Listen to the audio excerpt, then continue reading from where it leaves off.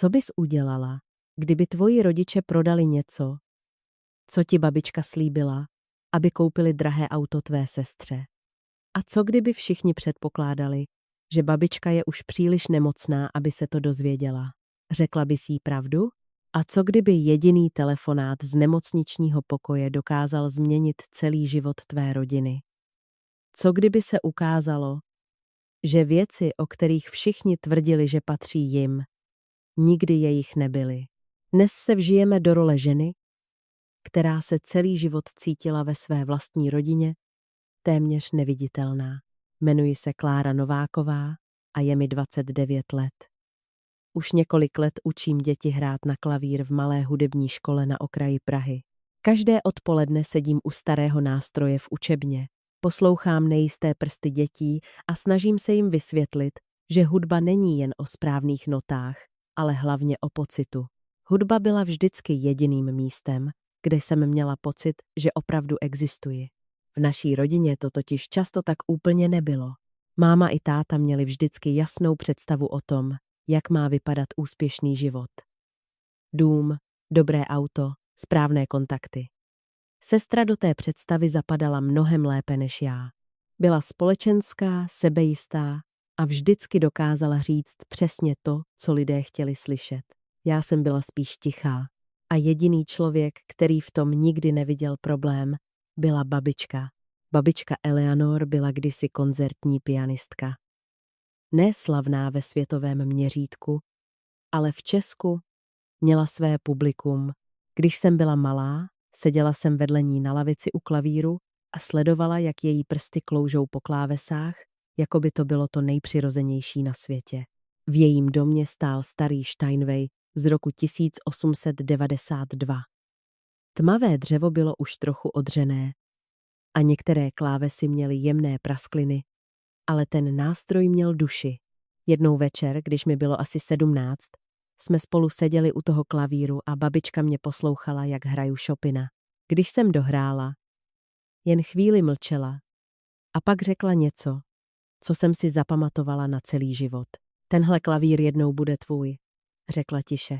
Usmála jsem se tehdy, protože jsem to brala spíš jako poetickou větu než skutečný slib. Ty jediná v rodině víš, co ten nástroj znamená. O mnoho let později jsem na ta slova myslela znovu. Jenže tehdy už bylo všechno jinak. Před několika týdny dostala babička další silný infarkt. Táta mi zavolal v úterý odpoledne právě ve chvíli, kdy jsem končila poslední hodinu. Babičku převážejí do hospice, řekl bez pozdravu. Ta věta mi zůstala v hlavě ještě dlouho po tom, co jsem zavěsila telefon. Hospic byl klidné místo na okraji města. Pokoj voněl levandulí, protože babička tvrdila, že nemocnice vždycky voní příliš sterilně a že to odmítá. Chodila jsem za ní skoro každý den po práci. Seděli jsme spolu u okna, povídali si o hudbě a někdy jen mlčeli. Jedno odpoledne mě chytila za ruku. Kláro, řekla tiše. Pamatuješ si ten Steinway? Přikývla jsem. Je tvůj. Řekla jsem to už minulý měsíc celé rodině. Vzpomněla jsem si na ten večer. Táta tehdy jen mlčky přikývl, máma změnila téma a sestra protočila oči. Tehdy jsem tomu nepřikládala velkou váhu. Teď už vím, že to byla chyba. O 2 týdny později mě babička požádala, jestli bych z jejího domu nepřinesla staré fotografie. Chtěla je ještě jednou vidět. Měla jsem od domu stále klíč. Bylo deštivé odpoledne, když jsem otevřela dveře. V domě bylo ticho, které působilo zvláštně prázdně. Prošla jsem chodbou do obývacího pokoje a zastavila jsem se. Na místě, kde 30 let stál Steinway, zůstala jen světlejší stopa v koberci. Chvíli jsem jen stála a snažila se pochopit, co vlastně vidím. Srdce mi začalo bušit rychleji. Vytáhla jsem telefon a zavolala mámě. Kde je babiččin klavír? Zeptala jsem se. Na druhé straně bylo krátké ticho. Táta to vyřešil, odpověděla nakonec. Jak vyřešil? To jsou dospělé věci, Kláro. Pak zavěsila. Ten večer jsem jela rovnou k rodičům. Táta otevřel dveře s výrazem člověka, kterého někdo vyrušil uprostřed klidného večera. Kde je klavír? Zeptala jsem se. Podíval se na mě úplně klidně. Prodali jsme ho. Na chvíli jsem měla pocit, že jsem to špatně slyšela. Prodali? Dostali jsme skoro 2 miliony korun. Docela dobrá cena. V tu chvíli jsem za ním uslyšela známý zvuk. Cinknutí klíčů. Sestra stála v chodbě a v ruce držela nové klíčky od auta. Usmívala se. A já ještě nevěděla, že to byl jen začátek něčeho mnohem většího. Když jsem uviděla klíčky v ruce své sestry, chvíli jsem nedokázala říct ani slovo. V hlavě mi stále zněla věta, kterou před chvílí pronesl táta. Prodali jsme ho, jako by mluvil o starém nábytku nebo o něčem, co už dávno nemělo žádnou hodnotu. Jenže ten klavír nebyl jen kus dřeva a kovu. Byl to kus života mé babičky. Byl to kus mého života. Sestra si všimla, že stojím ve dveřích a dívám se na klíčky v její ruce. Zvedla je trochu výš a lehce s nimi zacinkala, jako by to byl malý triumf, který chtěla ukázat celému světu. Líbí se ti? Zeptala se a usmála se. Je to Mercedes. Táta říkal, že je čas udělat dobrý dojem. Stála jsem tam a snažila se pochopit, co přesně tím myslí. Táta si mezitím klidně nalil sklenici whisky, jako by vedl úplně obyčejnou rodinnou konverzaci. Petra potřebuje auto, řekl bez emocí. Tomášova rodina si potrpí na určitou úroveň. Tomáš byl přítel mé sestry. Syn jednoho z otcových obchodních partnerů. Ten typ mladého muže, který nosí drahé hodinky a mluví o investicích, i když mu ještě nebylo ani 30. Vždycky jsem měla pocit, že táta vidí v tom vztahu spíš obchodní příležitost než romantiku. Podívala jsem se na tátu a snažila se udržet hlas klidný. Ten klavír patřil babičce, řekla jsem. Slíbila ho mě, táta jen pokrčil rameny. Babička už na něj stejně nehraje.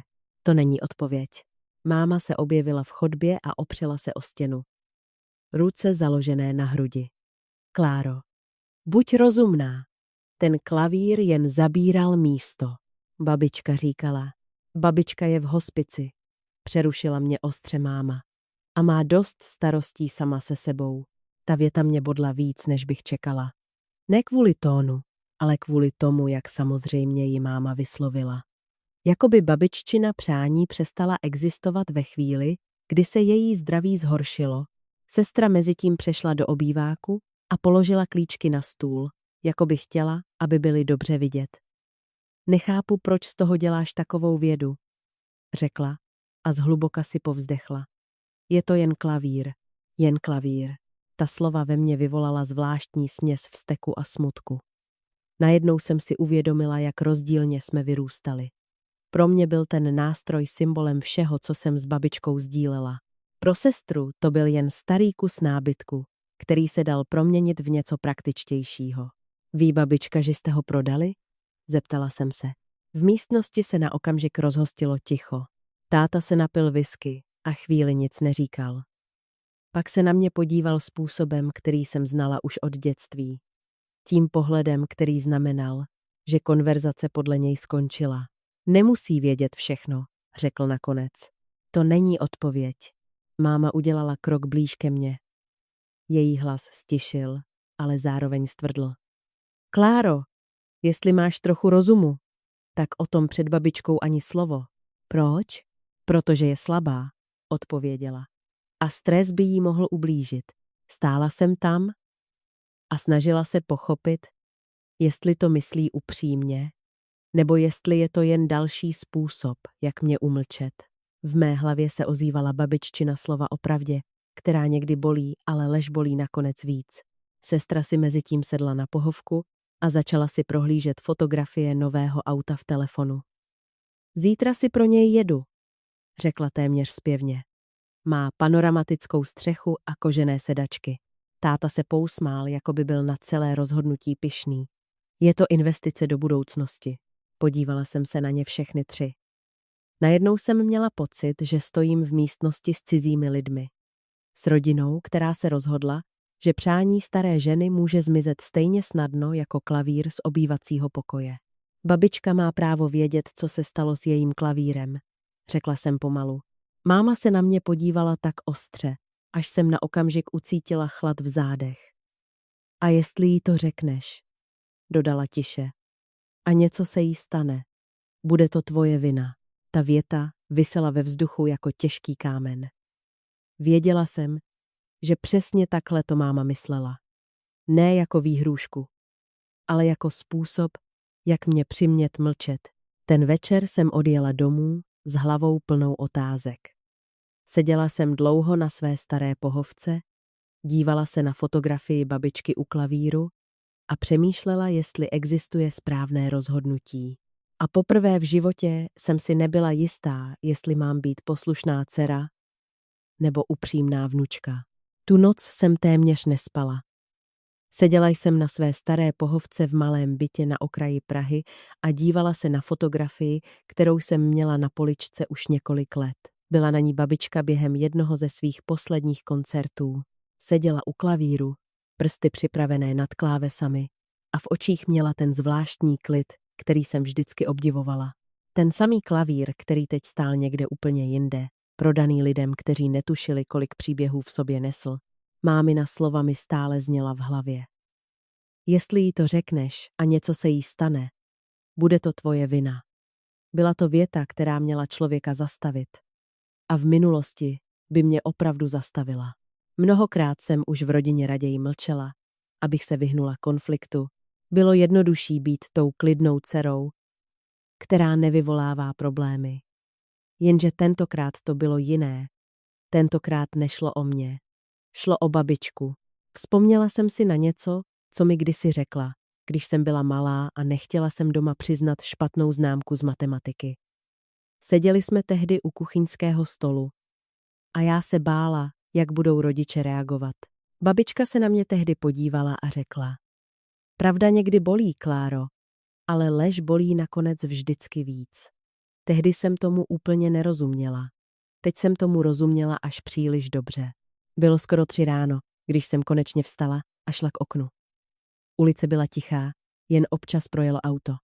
Přemýšlela jsem o posledních 28 letech svého života. O všech chvílích, kdy jsem ustoupila, abych udržela v rodině klid. O všech chvílích, kdy jsem si řekla, že to není tak důležité. Najednou mi došlo, že kdybych mlčela i tentokrát, nebylo by to kvůli klidu. Bylo by to kvůli strachu. A já už nechtěla mít strach říct pravdu. Ráno jsem vstala dřív než obvykle. Do školy jsem měla jít až později, takže jsem se rozhodla zajet nejdřív do hospice. Cesta tramvají byla zvláštně klidná. Lidé kolem mě četli zprávy v telefonech nebo jen tiše seděli a dívali se z okna. Nikdo z nich netušil, že já v hlavě řeším něco, co mi připadalo obrovské. Když jsem vešla do babiččina pokoje, seděla opřená o polštáře a dívala se z okna na ranní světlo. Vždycky měla ráda rána. Tvrdila, že hudba zní nejčistěji právě tehdy, když se město teprve probouzí. Vypadáš unaveně, řekla, jakmile mě uviděla. Usmála jsem se, ale věděla jsem, že ji neoklamu. Babička mě znala příliš dobře.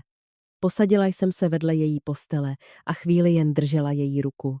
Byla slabší než dřív, ale stále pevná. Babičko, začala jsem pomalu. Musím ti něco říct. Podívala se na mě dlouhým, klidným pohledem. Tak mi to řekni. Chvíli jsem hledala správná slova. Věděla jsem, že jakmile je vyslovím, už se nedají vzít zpátky.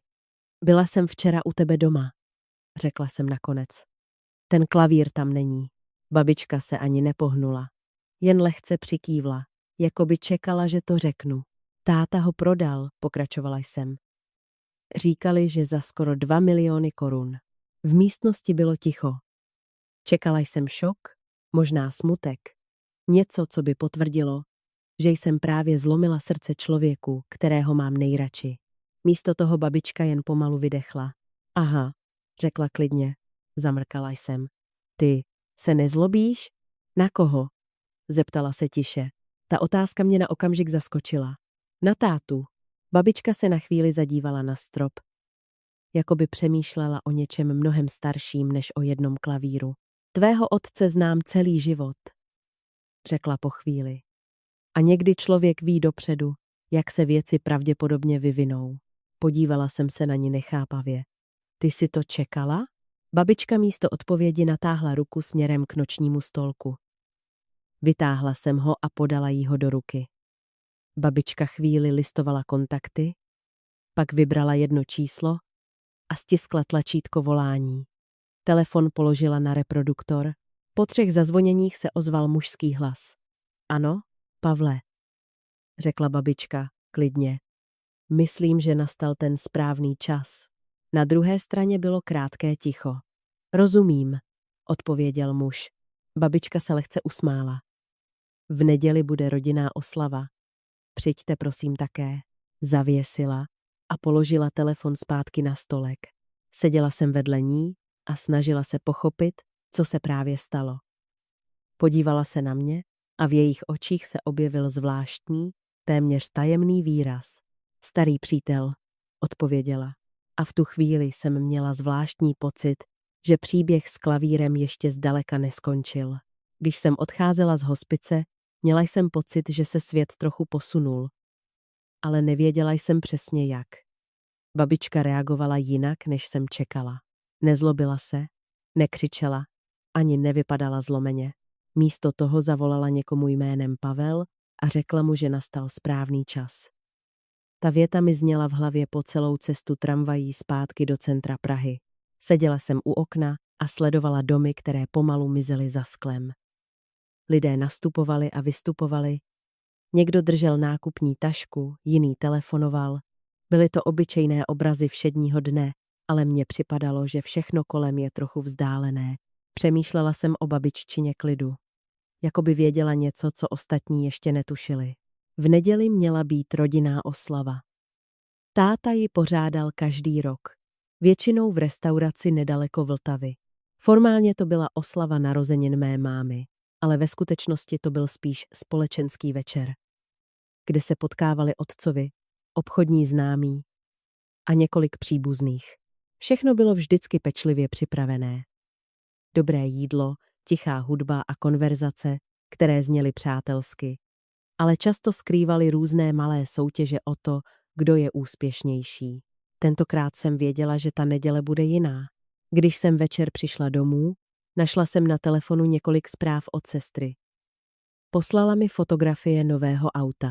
Na jedné z nich stála před tmavě modrým Mercedesem a usmívala se tak široce, jako by právě vyhrála nějakou cenu.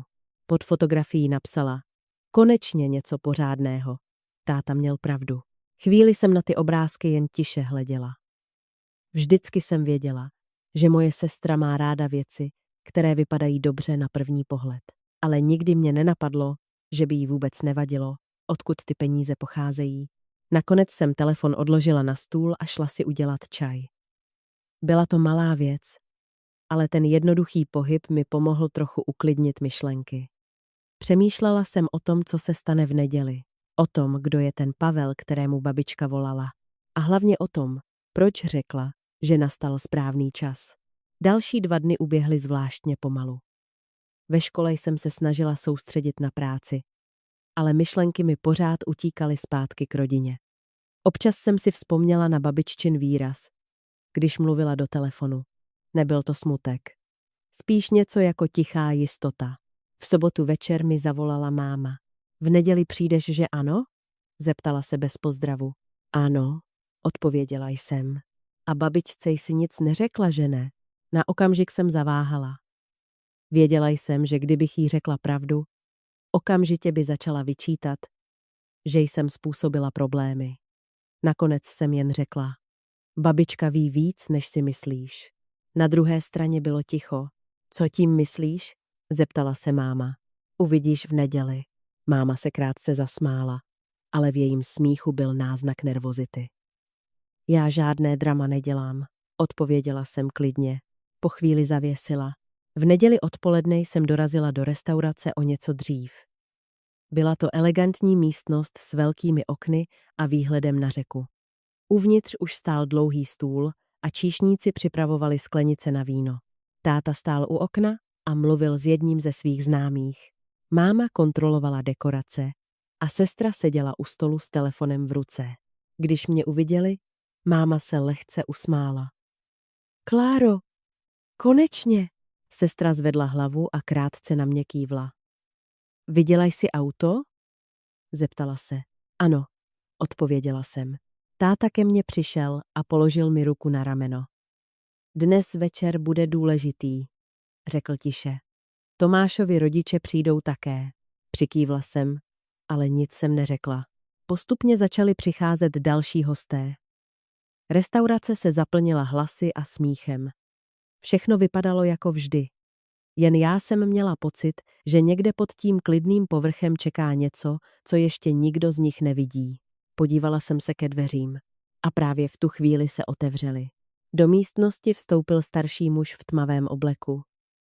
Šel klidně, téměř nenápadně. Ale když se zastavil u našeho stolu, jeho přítomnost okamžitě přerušila všechny rozhovory. Dobrý večer, řekl. Táta se na něj zamračil. Promiňte, myslím, že jste si spletl stůl. Muž se jen lehce usmál. Ne, odpověděl klidně. Jsem tu na pozvání vaší matky. A v tu chvíli jsem věděla, že ten muž musí být Pavel. V místnosti bylo najednou ticho, které působilo téměř nepřirozeně. Ještě před pár vteřinami se lidé smáli, cinkali sklenice a někdo vyprávěl historku o nové zakázce. Teď se všechny rozhovory zastavily, jako když někdo náhle vypne hudbu. Starší muž stál klidně u našeho stolu a díval se na tátu s tichou jistotou. Táta si ho chvíli měřil pohledem. Bylo vidět, že přemýšlí, jestli jde o nedorozumění nebo o něco jiného. Moje matka dnes nepřijde, řekl nakonec stručně. Je v hospici, muž jen přikývl. Ano, to vím. Ta jednoduchá odpověď způsobila, že se v místnosti objevilo nové napětí.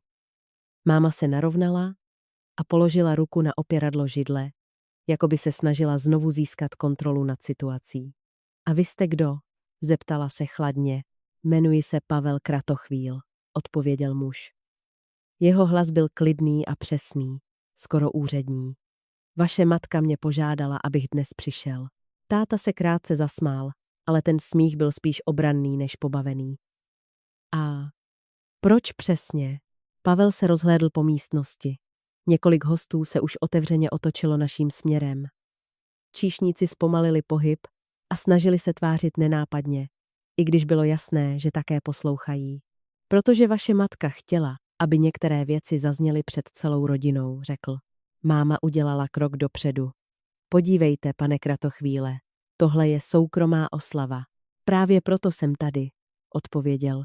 Sestra se na chvíli přestala dívat do telefonu a zamračila se. Je to nějaký vtip? Zeptala se. Pavel se k ní otočil. Ne, táta si povzdechl a podíval se na hodinky. Dobře, řekl nakonec. Řekněte rychle, co chcete. A pak nás prosím nechte pokračovat v večeru. Pavel přikývl. Pak otevřel koženou aktovku, kterou držel v ruce, a vytáhl několik složených dokumentů. Položil je na stůl před tátu. Vaše matka mě před několika lety požádala, abych spravoval určité právní záležitosti, řekl. Táta se na dokumenty podíval, ale zatím se jich nedotkl. Jaké záležitosti? Pavel chvíli mlčel, jako by si vybíral správná slova. Záležitosti týkající se jejího majetku. Máma se zasmála, tentokrát upřímněji. Pokud jde o dědictví, to se řeší až po smrti. Ano, přikývl Pavel. Obvykle. Táta konečně vzal jeden z dokumentů do ruky. Otevřel ho a rychle přelétl očima první stránku. V jeho výrazu se objevilo krátké zmatení. Tohle je nějaká chyba, řekl. Není. Máma se naklonila blíž. Co tam je? Táta chvíli neodpovídal. Jen znovu četl první odstavec. Pak pomalu zvedl hlavu a podíval se na Pavla. Tohle není možné. Pavel zůstal klidný. Je to oficiální dokument. Sestra konečně vstala od stolu. Můžete někdo vysvětlit, o co jde? Táta se nadechl, ale než stačil něco říct. Pavel pokračoval. Vaše matka před 3 lety založila rodinný fond. Do něj převedla většinu svého majetku. V místnosti to znovu zašumělo. Máma sevřela rty. Jaký fond?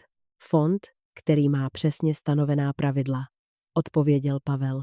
Táta položil dokument zpátky na stůl o něco tvrději, než bylo nutné. A to má znamenat co?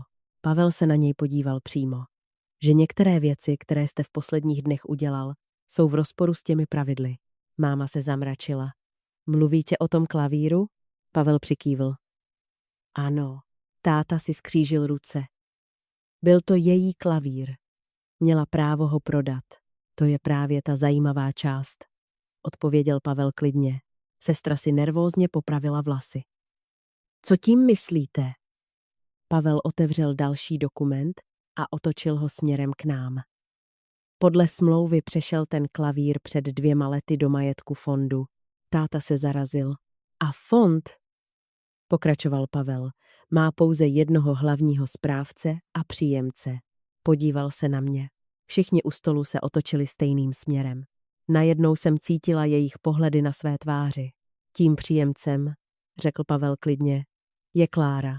Na několik vteřin nikdo nic neřekl. Měla jsem pocit, jako by se vzduch v místnosti náhle změnil. Lidé kolem stolu přestali předstírat, že nás neposlouchají. Někteří hosté se dokonce otočili na židlích, aby lépe slyšeli. Slovo Klára viselo ve vzduchu a já cítila, jak se všechny pohledy znovu obracejí ke mně. Nebyla jsem zvyklá být středem pozornosti. V naší rodině tuhle roli vždycky hrála moje sestra. Táta se na mě podíval způsobem, který jsem u něj viděla jen párkrát za život. Nebyl to vztek, jaký používal při běžných hádkách. Bylo v tom něco jiného, spíš nedůvěra. To je nějaké nedorozumění, řekl nakonec a otočil se zpátky k Pavlovi. Moje dcera o žádném fondu nic neví. To je pravda, odpověděl Pavel klidně. Vaše matka si přála, aby se o tom dozvěděla až v určité chvíli. Máma se opřela o stůl, jako by chtěla zůstat pevně na místě. To nedává smysl, řekla. Proč by něco takového dělala bez vědomí rodiny? Pavel se na ní podíval bez náznaku emocí. Právě proto, aby to nebylo ovlivněno rodinou. Dí, sestra krátce zasyčela. Já jsem zatím stála vedle židle a snažila se zpracovat to, co jsem právě slyšela. Rodinný fond, správce, příjemce. Byla to slova, která jsem znala z článků nebo z filmů, ale nikdy mě nenapadlo, že by se mohla týkat naší rodiny. V hlavě jsem měla prázdno. Přemýšlela jsem, jestli jsem špatně slyšela. Táta znovu otevřel dokument a tentokrát četl pomaleji. V jeho čele se objevila tenká vrázka. Tady se píše. Řekl pomalu, že klavír byl převeden do fondu před 2 lety. Ano, přikývl Pavel. A fond patří Kláře. Ano. Máma se otočila ke mně. Její výraz byl zvláštní směs nedůvěry a podráždění. Ty jsi o tom opravdu nevěděla? Zavrtila jsem hlavou. Ne, sestra si založila ruce. To je směšné. Babička by přece nikdy. Babička vždycky dělala věci po svém, přerušil ji Pavel. Na chvíli bylo znovu ticho. V restauraci se ozval tlumený zvuk sklenice, kterou někdo opatrně položil na stůl. Lidé se snažili tvářit, že pokračují ve svých rozhovorech. Ale bylo jasné, že většina z nich stále poslouchá. Táta pomalu zavřel dokument a položil ho zpátky na stůl. Dobře, řekl. I kdyby to byla pravda, pořád to nic nemění. Pavel zvedl obočí. Opravdu? Ten klavír už je prodaný, pokračoval táta. Ano, řekl Pavel. Táta se pousmál. Tentokrát s jistotou, kterou jsem u něj znala. Takže je to vyřešené, Pavel chvíli mlčel. Pak otevřel aktovku znovu a vytáhl další dokument. Položil ho vedle těch předchozích. To je právě důvod, proč jsem dnes přišel, řekl. Máma se zamračila. Jaký důvod? Protože pokud někdo prodá majetek fondu bez souhlasu správce, vysvětlil Pavel klidně, je takový prodej právně neplatný. Táta stuhl, sestra se rychle otočila k němu. Co to znamená? Pavel odpověděl bez zvýšení hlasu. Že kupní smlouva může být zrušena. Že kupní smlouva. Máma otevřela ústa, ale chvíli z nich nevyšlo žádné slovo. To nemyslíte vážně. Myslím. Táta se znovu nadechl, tentokrát pomaleji. Takže tvrdíte, řekl opatrně, že ten klavír stále právně patří fondu, dokončil Pavel. Sestra zbledla. Ale auto, nikdo tu větu nedokončil. V tu chvíli jsem poprvé uviděla na tváři své sestry opravdovou nejistotu. Nebyl to vztek ani podráždění. Spíš náhlé uvědomění, že něco, co považovala za jisté, možná vůbec jisté není. Pavel zavřel aktovku a podíval se na mě. Samozřejmě, řekl. Konečné rozhodnutí je na vás. Na mě? Zeptala jsem se tiše. Ano, podíval se na tátu. Mámu i mou sestru. Jako správce fondu máte právo rozhodnout, jak bude situace vyřešena. Najednou jsem cítila, jak se celé napětí místnosti pomalu přesouvá ke mně. A já si uvědomila, že tohle rozhodnutí může změnit víc, než jen osud jednoho klavíru. Seděla jsem u stolu a cítila, jak se všechno kolem zpomalilo. Ještě před několika minutami byl večer jen další rodinnou oslavou s obvyklými úsměvy a konverzacemi o práci, dovolených a nových projektech. Teď se všechno změnilo. Lidé kolem nás sice znovu začali mluvit, ale jejich hlasy zněly tišeji a opatrněji. Bylo jasné, že mnoho z nich stále sleduje, co se stane dál. Táta stál naproti mě a jeho pohled byl tvrdší než kdy dřív. Neřekl nic, ale bylo zřejmé, že čeká, jak se rozhodnu. Máma měla ruce pevně položené na stole, jako by se snažila udržet klid alespoň navenek. A moje sestra seděla vedle ní. Úplně jinak než před chvílí. Její sebejistota, která ji provázela celý večer, se někam vytratila. Pavel zatím mlčel. Jeho přítomnost byla zvláštně klidná. Nezasahoval, netlačil, jen čekal. Bylo jasné, že jeho role je už téměř splněná. Takže, řekl nakonec táta pomalu, co chceš udělat? Ta otázka byla jednoduchá, ale cítila jsem její váhu. Všechno se teď soustředilo na jedno rozhodnutí. V hlavě se mi znovu objevila babiččina tvář z toho rána v hospici. Ten klid v jejich očích. Když řekla Pavlovi, že nastal správný čas, najednou jsem si uvědomila, že babička přesně věděla, co se může stát. Ten klavír byl pro babičku důležitý, řekla jsem pomalu. Táta si povzdechl. Kláro, to všichni víme, ale už je prodaný. Možná, odpověděla jsem. Máma se ke mně naklonila. Buď rozumná, řekla tiše. Teď není chvíle dělat zbytečné problémy. Ta slova ve mně vyvolala zvláštní pocit. Tolikrát jsem je slyšela během života. Buď rozumná, buď klidná, nedělej problémy. Vždycky to znamenalo jediné. Ústup. Jenže tentokrát jsem nechtěla ustoupit. Podívala jsem se na sestru. Poprvé jsem si všimla, že se nedívá přímo na mě. Její pohled byl upřený někam na stůl, kde stále ležely dokumenty. Možná si poprvé uvědomovala, že některé věci nejdou vyřešit jen úsměvem nebo novým autem. Ten klavír nebyl jen věc, řekla jsem. Byla to část babiččina života. Táta lehce zavrtěl hlavou. To je jen sentiment. Možná. Pavel stále mlčel. Věděla jsem, že čeká na moje slova. Chvíli jsem přemýšlela, jak přesně to říct. Cítila jsem v sobě zvláštní směs emocí. Nebyl to jen vztek. Byla v tom i únava z toho, jak v naší rodině některé věci fungovaly. Jak se někdy rozhodovalo bez ohledu na to, co si přáli druzí. Nakonec jsem se nadechla. Nechci nikoho trestat, řekla jsem. Sestra ke mně konečně zvedla oči. Ale chci, aby se věci napravily. Táta se zamračil. Jak přesně? Podívala jsem se na Pavla. Pokud je ta smlouva opravdu neplatná, můžeme požádat o zrušení prodeje. Máma zavřela oči, jako by počítala do 3. Táta pomalu zavrtěl hlavou. To bude stát čas a peníze. Možná. A co auto? Ozvala se sestra téměř šeptem. Na tu otázku jsem chvíli neodpovídala. Vzpomněla jsem si na její fotografie z telefonu. na ten široký úsměv před Mercedesem. Pak jsem se na ní podívala. To už je na tobě, řekla jsem klidně. V místnosti znovu nastalo ticho.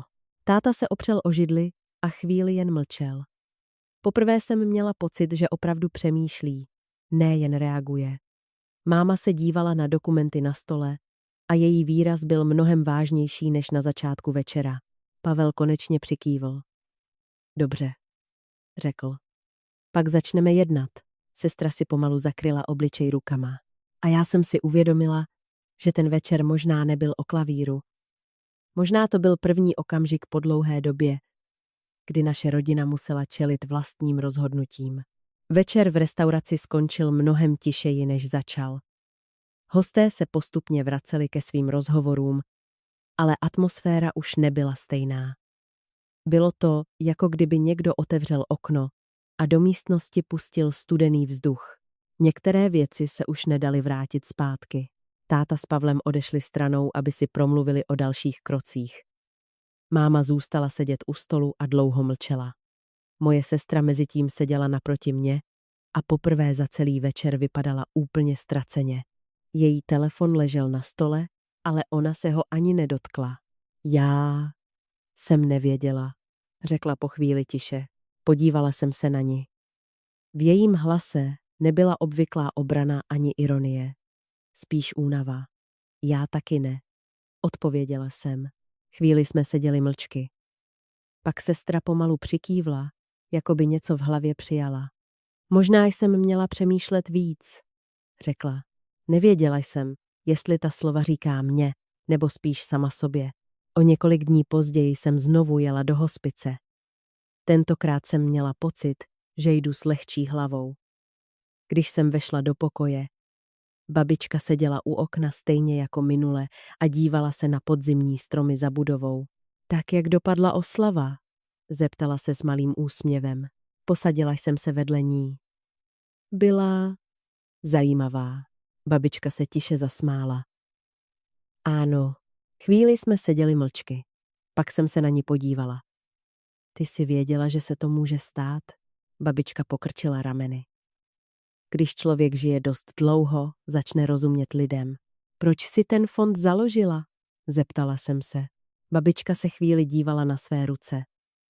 Protože některé věci mají větší hodnotu než peníze.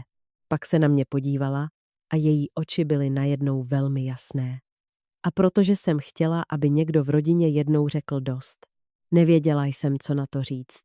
Venku za oknem se lehce pohnuly větve stromů.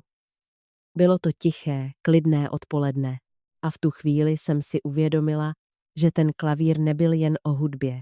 Byl o tom, kde člověk nastaví hranici.